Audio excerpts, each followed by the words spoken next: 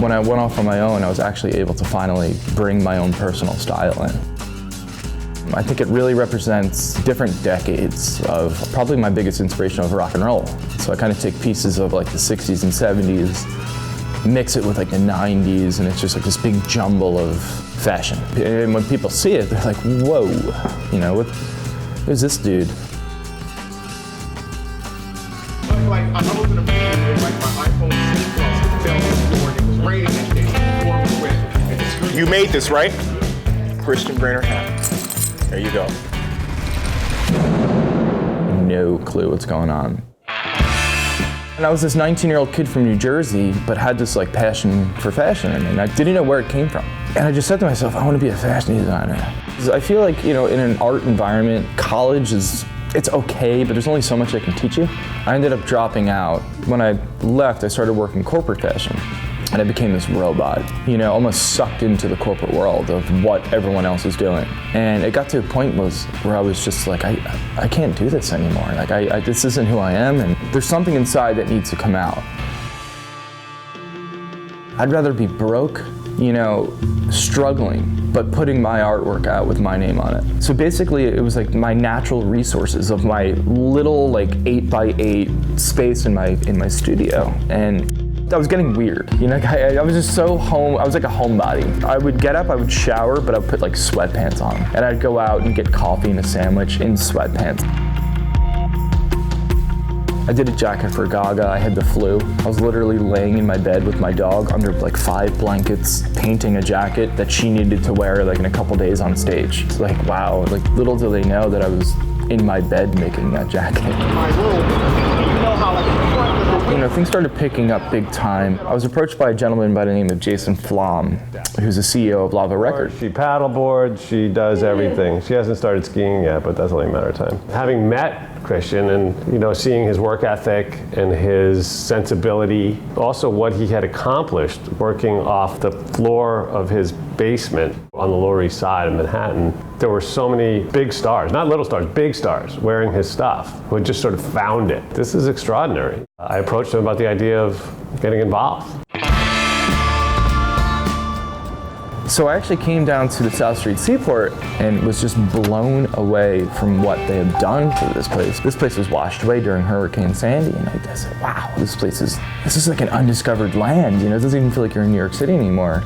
I immediately fell in love, and I met with the team and they said, listen, we would love to have you down here. We have a space, and why don't you give it a shot? And I walked into the space. It used to be a children's store. Pink and white walls and this and that, and I thought to myself, ooh, we got some work to do here. My first question was, what's under those hardwood floors? And they're like, oh, you're not gonna like it. It's like, actually, can you rip those floors up then? And then same thing with the walls, it was all drywalls. Like, what's behind those, you know, those walls? Like, again, brick from like early 1900s. Like, oh my God, that's incredible, perfect. Let's rip those walls down. And we literally just gutted the place and started from scratch. he gave me the address to come down. He was expecting me. I walked in, and immediately I appreciated the vibe of the store. The connection is artistic expression. And I think that any artist, whether it's in music or fashion, it's an expression, it's something you have inside of you that you have to get out. You can't imagine a world in which you can't do your art. If this store looks this cool, I was positive that he was so cool. So like I said, we just clicked. First day. I think the most surreal moment, you know, when I saw Axl Rose get up on stage in one of my jackets, and I was just like, oh my gosh, you know, like I was literally just in my studio with that jacket was in my lap, like I was listening to this record. I remember the exact moment, and to see it in front of thousands of people, you know, on such an iconic figure was just, it was pretty surreal. You know, I made that thing, you know, I made that piece, and he's performing in it. People are reacting, you know, to that piece and saying, wow, that's a beautiful piece. In the back of my head, I'm like, I didn't intend on that. You know, it just kind of happened. I meet so many different breeds of people. I have to say to myself, not everybody's getting on stage and playing in front of thousands of people.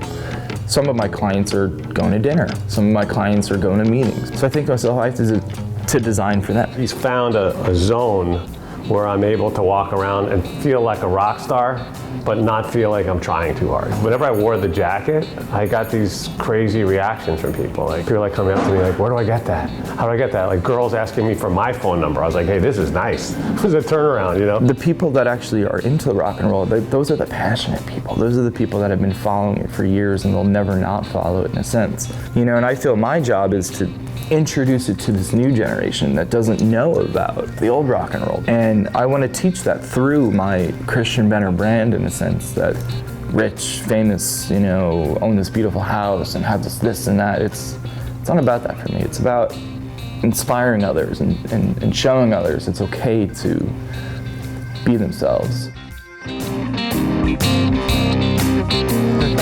I just bought a record the other day. It was an old 90s record, and the woman was like, is that you on the cover? I was like, yeah. It's like such a stereotype. It's either, are you in a band or are you a tattoo artist?